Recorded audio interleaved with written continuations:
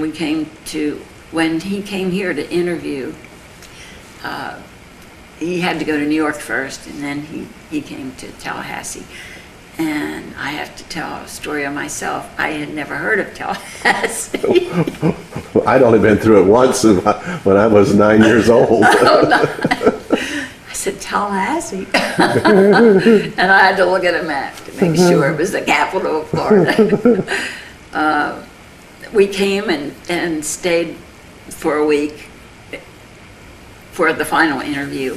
And we stayed with Clifton and Bill Quinley. We stayed in their house. They were out of town at the time. So their house out on Lakeshore Drive? Yes. Well, that yes. definitely got you a nice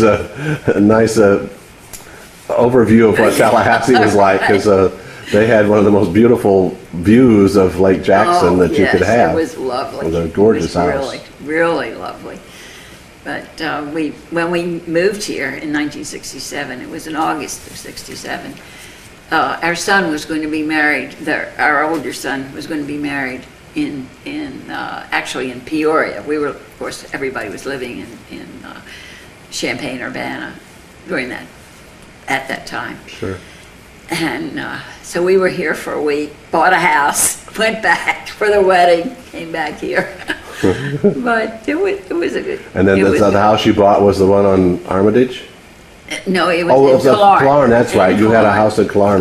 Yeah, I remember that. Armistead. But you were on...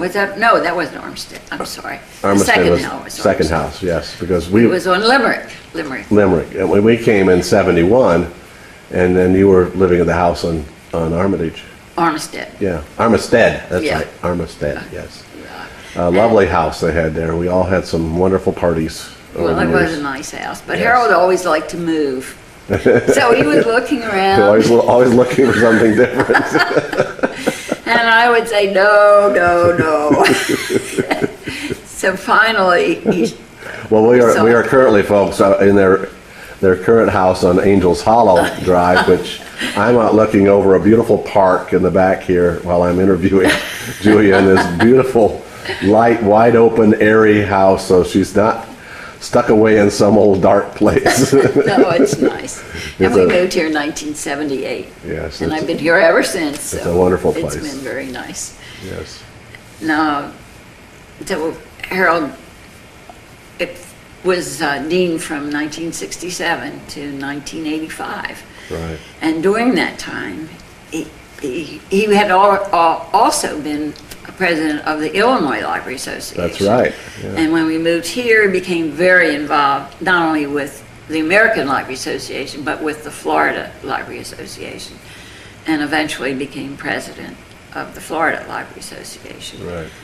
I know he was on a lot of committees, and But one of the reasons that he was brought to Florida State was Florida State was wanting to start a PhD program. Right.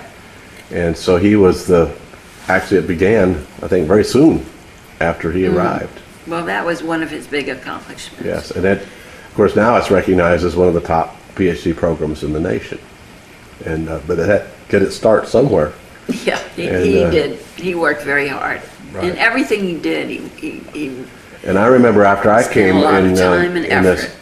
I think it was about the mid-'70s, we had the Leadership Training Institute at Florida State that he directed. But wasn't that in Washington? He would have, Well, part of it was in Washington. and part was here. And part was here, because he had... Brooke Shields. Brooke Shields not was Brooke the actual Shields. person who ran the Shields. Brooke, not Shields, right? Sheldon. Sheldon. Brooke Sheldon. Yeah, Right. thank you. We're both having trouble here. Hope they'll edit that part out. Brooke Sheldon was hired, and she was here for 3 years, I think, as the director of the actual institute itself. But Harold was the one who was the overall head director of the project. And by the way, it was the largest institute grant that the U.S. Office of Education gave at that time. And, Wow.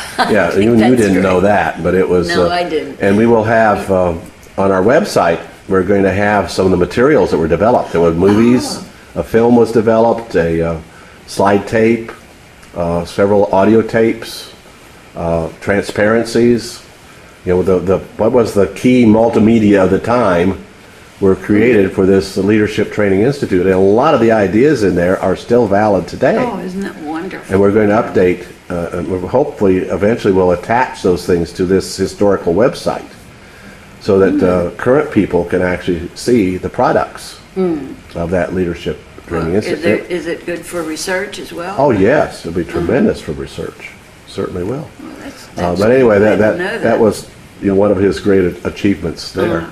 Now, I also know, while I was a professor here, he was president of the library education group for all the library educators. I had that written down too. But I don't know what the name of it is. It's now called Elise, but the name was something else, I think, at that time. Do you have it down there? Let me pause this. That's good to know. He was president of what's now called Elise. And I was... But maybe you could mention what it was at the time. Yeah, well, it's the Association of Library and Information Science Educators. And it may have been Elise, even at the time Harold was president. But as till today, it has a major journal that it produces. And I was on the editorial board. Harold appointed me to the editorial board because of him being president. And I do remember he was president when Elise was held in Austin, Texas. And then we also went to visit the University of Texas. They had a brand new building in Austin, right, when he was president. Well, you know. And then later on, he ran for for president of the American Library Association. Yes, he was not elected, but he did very, very well. And he was very, very active in all kinds of ALA activities. And Florida. And Florida activities, certainly.